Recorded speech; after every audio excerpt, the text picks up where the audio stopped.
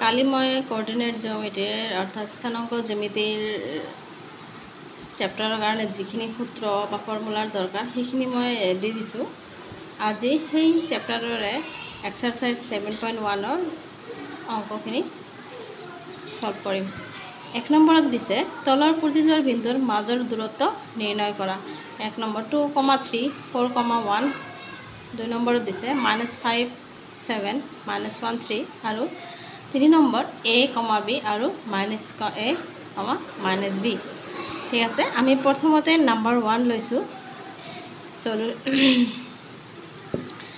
কি দিয়া আছে 2,3 আৰু 4,1। এই বিন্দু দুটা আমি ধৰি লওঁ এটা বিন্দু P 2,3 আৰু আনটো Q 4,1। আমি কি পাইছিলোঁ যে দূৰত্বৰ সূত্ৰটো কি আছিলে? এতেকে আমি জানো যে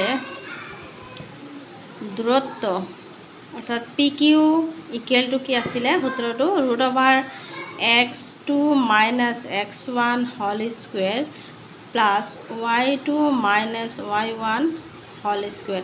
মেইন আমাৰ এই বস্তুটোৱে দূৰত্ব উলিয়াব হলে আমাৰ এই সূত্ৰটোৱে মেইন জানিব লাগিব। কি আছে x2 - x1 whole square plus y2 - y1 whole square. এতিয়া মান কেইটা বহাই দিও। x2 ইয়াতে আমাৰ প্ৰথমতে এটো কি x1 y1 মই বুজাৰ কাৰণে দি দিছো। x2 y2 x2 হল 4 আৰু x2 4 x1 কিমান দিয়া আছে 2 হোল স্কয়াৰ প্লাস y2 হল 1 y1 3 হোল স্কয়াৰ। এতিয়া √4 পৰা 2 বাদ দিলে কি হ'ব 2 square plus -2 whole square 4 + 4 8।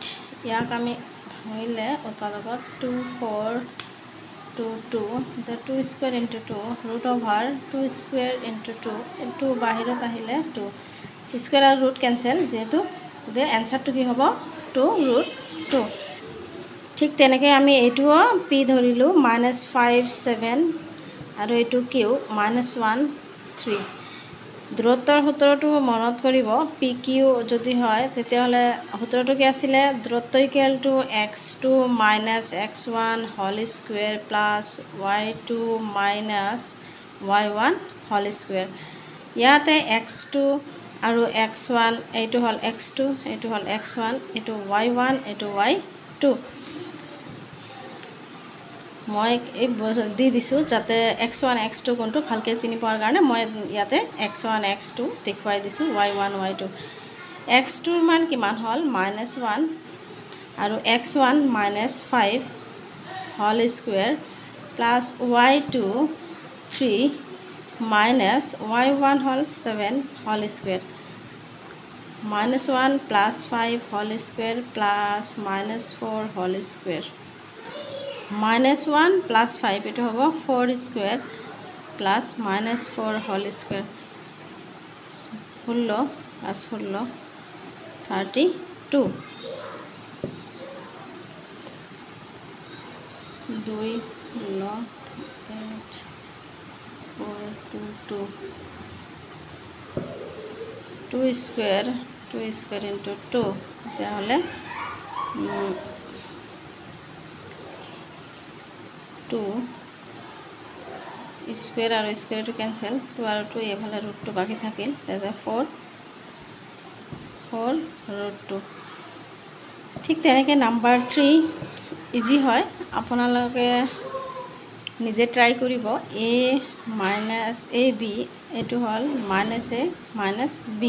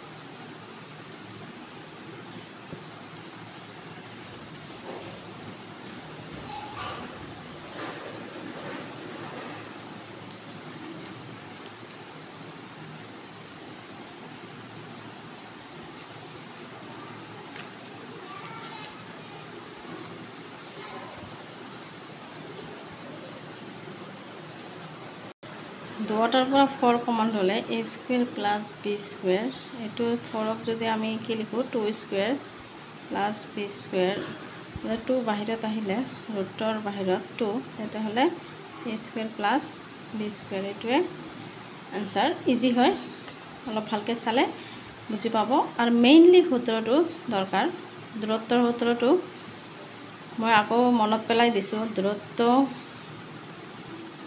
Equal to √(x2 - x1) whole square plus y2 - y1 whole square এই সূত্ৰটো দৰকাৰী এইটো মুখস্থ কৰিম এইটো মনত ৰাখিব ঠিক আছে